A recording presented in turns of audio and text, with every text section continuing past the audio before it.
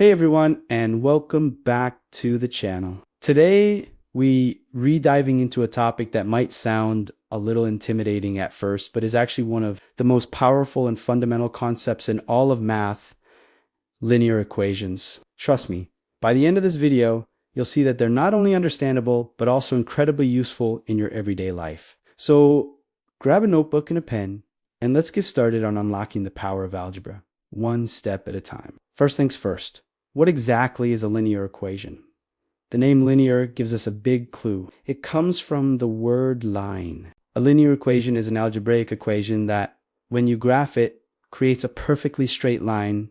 Simple, right? At its core, it's a statement of equality between two expressions. For example, something like x plus 5 equals 10 is a linear equation. It contains variables, which are just letters like x or y that represent unknown numbers, and constants, which are the fixed numbers we know. The goal is always to find the value of the unknown variable that makes the equation true. So why should you care about linear equations?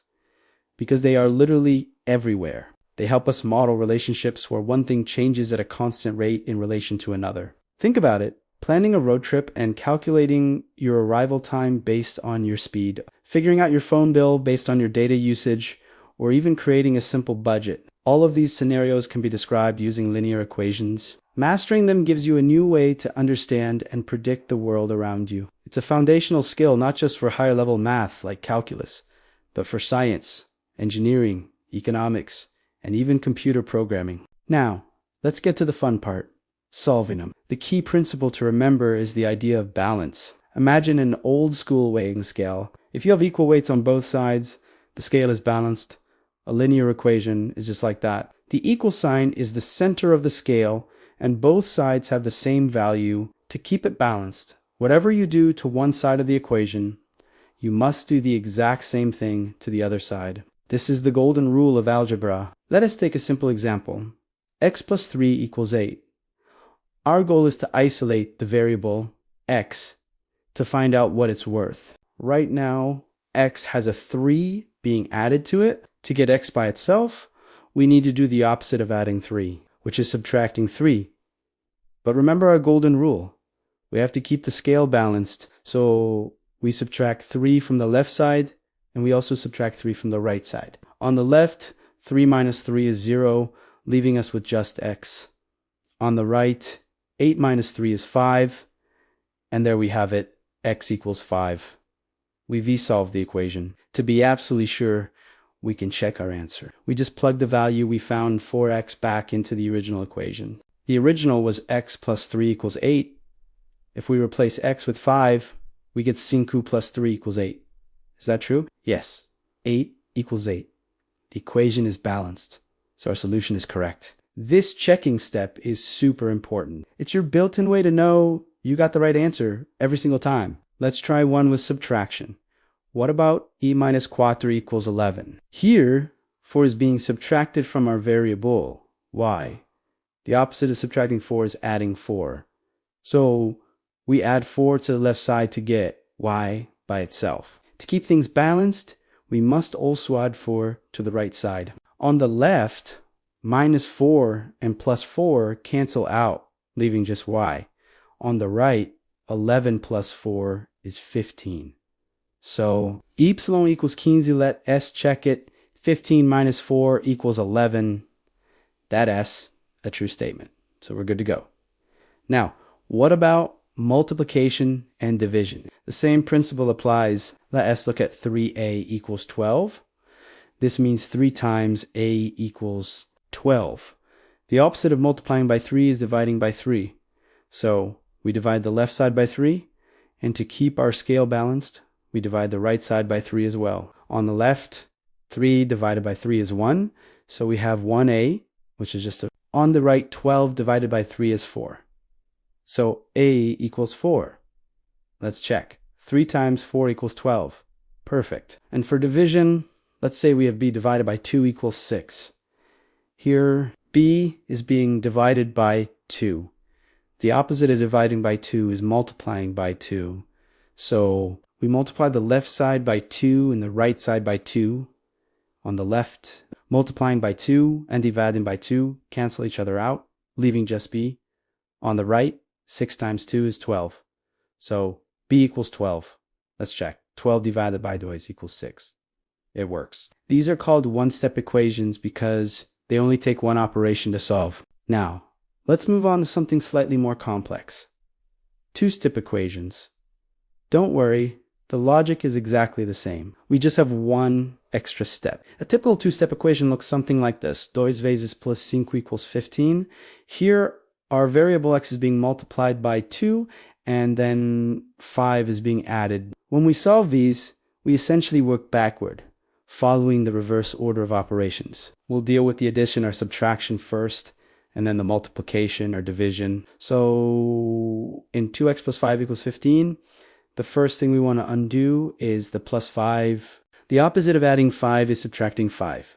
We subtract 5 from both sides. On the left, the plus 5 and minus 5 cancel out, leaving us with 2x. On the right, 15 minus 5 is 10. Now we have a simple one-step equation, 2x equals 10. We know how to solve this. We divide both sides by 2 to get x by itself. And we find that x equals 5. Let's check our work. Plug 5 back into the original equation. 2 times 5 plus 5. Well, 2 times 5 is des, and des plus 5 is 15. So 15 equals 15. We nailed it. The key to two-step equations is just handling the addition or subtraction first to start isolating the term with the variable, then handling the multiplication or division. We've talked about what linear equations are and how to solve them algebraically. Now let's explore the visual side of things. Graphing. Remember I said linear equations make straight lines? Let's see how we graph on a coordinate plane, which has a horizontal x-axis and a vertical y. Any point on this plane can be described by a pair of coordinates x, y. The most common form you'll see for a linear equation is y equals mx plus b. This is called the slope-intercept form, and it's incredibly useful. In this form, m represents the slope of the line, which is basically how steep it is. It s the rise over run, how many units you go up or down for every unit you go across.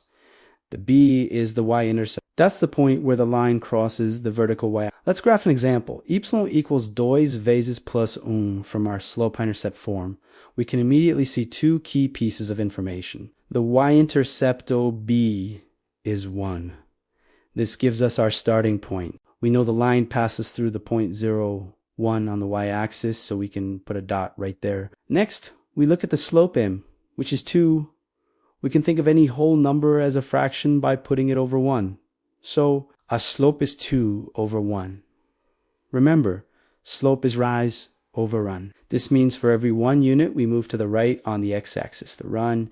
We move 2 units up on the y-axis, the rise. From our starting point at 0, 1, let's go 1 unit to the right and 2 units up.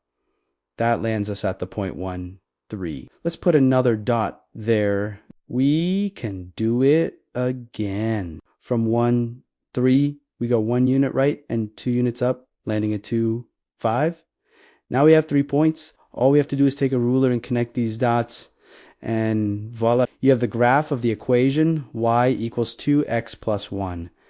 Every single point on that infinite straight line is a solution to this equation. So we can solve equations with algebra, and we can visualize them with graphs. But how does this all connect to the real world? Let's take a practical example. Imagine you're saving up for a new video game that costs $60. You already have $20 saved, and you get an allowance of $5 per week. How many weeks will it take to save enough for the game? This is a perfect problem for a linear equation. Let's define our variable. Let W be the number of weeks you need to save. You earn $5 per week, so the total amount you'll earn is 5 times W, or 5 West.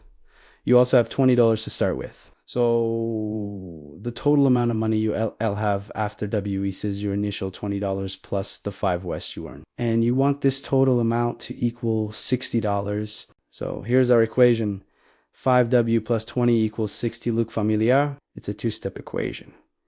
Let's solve it. First, we need to get the term with our variable 5W by itself. We do that by subtracting 20 from both sides. On the left, the 20s cancel out, leaving 5 Wests. On the right, 60 minus 20 is 40. Now we have 5 West equals 40. To solve for W, we divide both sides by 5. 40 divided by 5 is 8. So W equals 8. It will take you 8 weeks to save up for the game. Let's check it. In 8 weeks, you'll earn $5 a week times 8 weeks, which is $40. Add that to the $20 you already had, and you get $60. It works perfectly.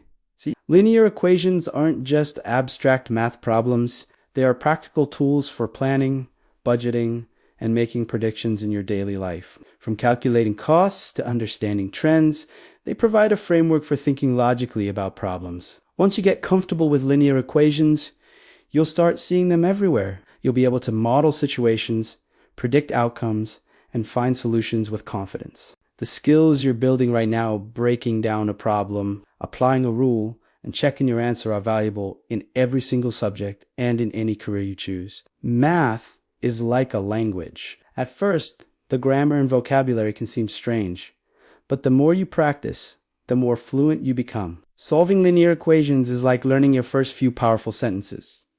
So, my challenge to you is this. Don't just stop here. Find some practice problems online or in a textbook. Try to create your own real-world problems and solve them. Make it a daily habit, even if it's just for 10 minutes. The more you practice, the more natural it will become, and the more you'll realize that you are fully capable of mastering algebra.